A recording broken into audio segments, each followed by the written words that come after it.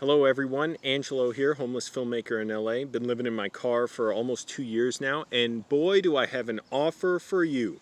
Landlords of Los Angeles, I understand there's lots of vacancies, you're looking for tenants. Well, you are in luck because I have devised a landlord application process just for you. The details are ahead, but please, if you like the video, click like, subscribe, click the notification bell, make sure to get more updates, and you will find out how to contact me, how to fill out the application. Landlords, please heed this. This is really interesting. So, I've devised a custom-made application process just for you, something that you landlords are going to understand. I think a lot of this stuff is pretty boilerplate. It's going to sound very familiar to you if you're used to giving applications for tenants to apply to you. And now I just want to make sure that you're on the up and up. I'm going to switch to my Caucasian, my creepy-ass cracker voice, so I think a lot of you are going to understand that. A lot of you will respond to it instinctively, since you're used to dealing with developers, property managers, real estate agents. So let's begin. First part of your application, I'll need contact info and recommendation letters from your last 3 tenants. So give me their recommendation letters. If you cannot provide them, please let me know why, and I would like to follow up with them. That would be great. Again, just standard OP, just standard operating procedure. Next step, income verification. I'd like to look at your income from the last 3 years, and your income should be at least 40 times annually what I'll be paying monthly in rent. Now, the reason for that is very simple. I want to make sure that you can pay the maintenance and repairs, any ancillary fees should they come up. I don't want you to be stuck with holding the bag on that, okay? So we just want to make sure you're making enough income, and more on that ahead, but really important we get that out of the way.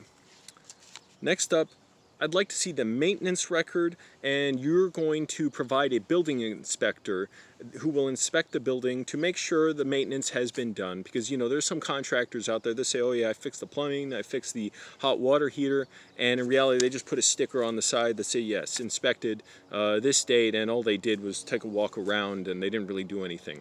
So you're going to provide those records, and you're going to have a building inspector follow up and take a look at everything and make sure there aren't any issues that haven't been covered by yourself or by any maintenance workers you've had through there.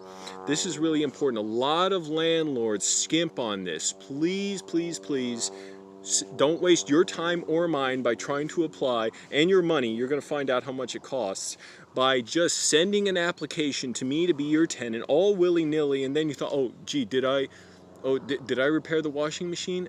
Did I repair the shorted electrical sockets? The front door, the front steps that are broken? Memory's a little fuzzy. It's been a while. I seem to remember a couple dozen times tenants were telling me about that, but not sure. Water running down from the walls. Yeah, I'm not sure. If you're not sure, by all means, do yourself a favor. Go ahead and take care of those issues now before you apply to me. Beyond the building inspection, I'm going to be requiring a credit and background check. There's a $75 application fee you're going to send in. The credit check is just to make sure you're reasonably on time with your bills. You don't want to be in default on any loans, your mortgages. And the background check, that's a check for any, just felony convictions. And to that end, I will also be requesting a police docket on the house. That would include records of any complaints, citations, visits, arrests that have happened there. Please send that to me. This is just standard stuff. It's great to have, so that I just make sure we're on the same page to have an exciting relationship with me, one of the best tenants out there. Pride myself on cleaning up after myself, being quiet, working hard, and you're going to be very, very impressed when you see how I do it. Going to want an interview with a spouse or a friend to attest to your character. This is important because a lot of people's character is reflected in who they associate with. So if I see you're associating with some unsavory types or what have you, or could be very nice people, I'd like to know, are they scared to talk to you about you? Is your spouse very evasive and jittery? You could be abusing them, and I just want to at least find out about that and kick back any information about that to the police if necessary. A lot of landlords I found are abusers, so this is just not saying you, but just to weed out those types of applicants. Because I'm sure if you're going through the application process, you already know you have nothing to hide on this. There's no worries whatsoever. I'm going to request your YouTube watch history, and that's because it shows how long you've been watching videos and your whole history of videos viewed. That helps me see whether you're viewing any racist or otherwise right-wing content, and if you do watch it, could you provide a letter explaining why you're watching it? For instance, if you're a fan of it, never say never, but you know that is an issue that's come up with people where they're big time racists, and YouTube of course is a big place to amplify that kind of thing. I understand now if you stumbled onto it and you didn't mean to, and you were just almost monitoring these people like you're against them, and you just want to see what they're saying and be aware what they're doing, and then you plan on criticizing them or opposing their candidates. Totally different story, but just want to make sure, because a lot of landlords are really racist and right-wing. A lot of them take up after their Führer, Donald Trump, who's one of the biggest landlords in the country. Just standard OP on that. Next up, I'm going to provide a multiple choice questionnaire, and it's going to give you an opportunity to respond to how you deal with tenant and maintenance issues. This is kind of like, you can think about it like when you get a job interview for, say, you're applying to a retail store, and they'll say, a customer comes to you with this problem, they're going to need a little help, but your manager just asked you to help your employee in the back unload a freight truck that's got a new shipment of inventory. What do? You can't do both at the same time. And it's going to give a series of options, and there's no right or wrong option as far as this goes. It's just for me to see and have an understanding of where your mind is. For instance, I could say, tenant says that water drains from the ceiling whenever it rains. So, okay, so what do? It'll have a few options. A, tell them, hold on, you'll get to it when you have time, but you're busy right now. B, you pay for the repairs and I'll pay you back later.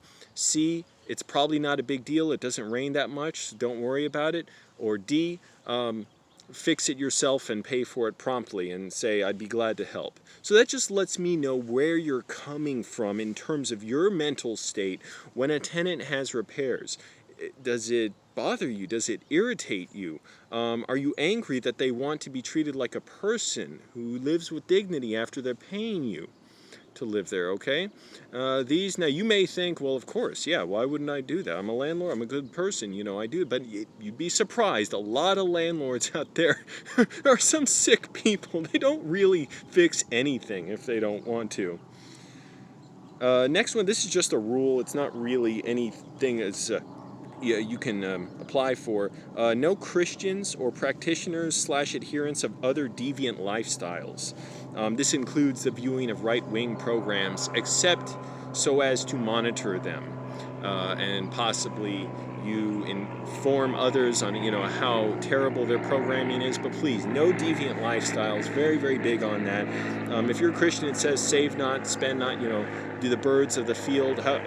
Does God not take care of the birds of the field? How much more do you not have to worry about your future? So you really shouldn't be having a mortgage if you're a Christian. I don't want to be sort of a fulcrum that enables you to violate your own religious beliefs in that regard. It just doesn't sit well with me. I don't feel right doing it. It's going to be an issue, so let's just get that out of the way. I'm going to ask for a security deposit. That's in case you cannot or do not make repairs or make them in a timely manner. And I'm going to need last month's rent payment from you. Again, that's just so that, say you fall on hard times, say something happens, you spend a little too much out on a trip in Vegas or to the country club. I want to make sure that we both are happy with this arrangement so that you're able to pay for repairs and maintenance that you are legally obligated to, and I am able to get the repairs that I am paying for and legally obliged to get. It's better for both of us if we do it this way. So landlords, I'm going to require a security deposit plus the last month's rent. And to that end, we're going to be having regular reviews of how you maintain the place. If it is becoming a regular issue, you are going to have to lower your rent according to what you are not paying for. Okay, very important. We got to stay on top of that. I love it when we can have a great synergy about how we approach repairs together as a team. And if we get out of step, that unfortunately creates disharmony in that relationship, and you're not going to be happy. Believe me, it's mainly for you that I'm asking you to pay a deposit and the last month's rent. Finally, I'm asking for a letter from your employer and a record of the last 10 years of your employment history. I want people who are stable, contributing members of the community. I don't want these sort of, people hangers-on and floating around, just grabbing rent checks here and there because you don't have steady employment. Getting rent checks is not a job. It's actually part of your investment. It's a risk. You're not supposed to rely on risks to get work. If you're worried about where to find a job, CVS is hiring. Warehouses are in a big time hiring boom due to the shutdown because they're delivering more stuff. I think retail stores like Target, Walmart, they're hiring. So please, please, please polish up those resumes. You're not going to be able to apply to be my landlord anytime soon, but that's for you. That's just a little free advice I like to give here. You sign up for my newsletter, sign up on the Patreon, you'll get the full list of tips. I guarantee you're going to knock it out of the park. All of you, you are winners. You can do this. But again, a letter from your employer verifying the stability of your employment and how they work with you, and a history of your last 10 years of employment. I don't want vultures who just collect rent checks. There is a caveat in there. If you have not had steady employment for the last 10 years, we can work out an arrangement. However, it's going to require you make 80 times annually what you'll be earning in a month's rent. So if you have a steady employment, it's going to be 40 times. But if you don't, I'm going to need you to verify that you make 80 times a month, or 80 times annually what you get in monthly rent. And that is only for the well-being of the community, which includes you and me. I want you to be happy. I want you to be a happy landlord. I want you to sleep with a sound mind and knowing that you'll be able to cover any maintenance issues that come up. You know how sometimes doors get squeaky and they fall apart. You know sometimes how the oven, you pull it open and then the whole thing cracks. The dishwasher may not work. Light fixtures go out. Walls crack and get swollen with the different temperatures and water damage. So that is just for you, again, to make sure you're able to cover that, because I'd hate to get in a situation where I'd have to take you to court over that. Let's not even bring that up, okay? So that's off the table right now. We're just talking right now as people who want to be in a fantastic relationship with you as my landlord.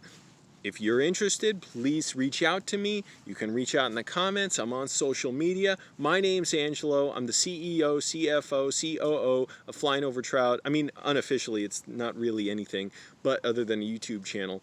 So I'm looking forward to hearing from you. Please, if you have any questions, let me know in the comments below. Let me know your concerns, your previous experiences applying with tenants.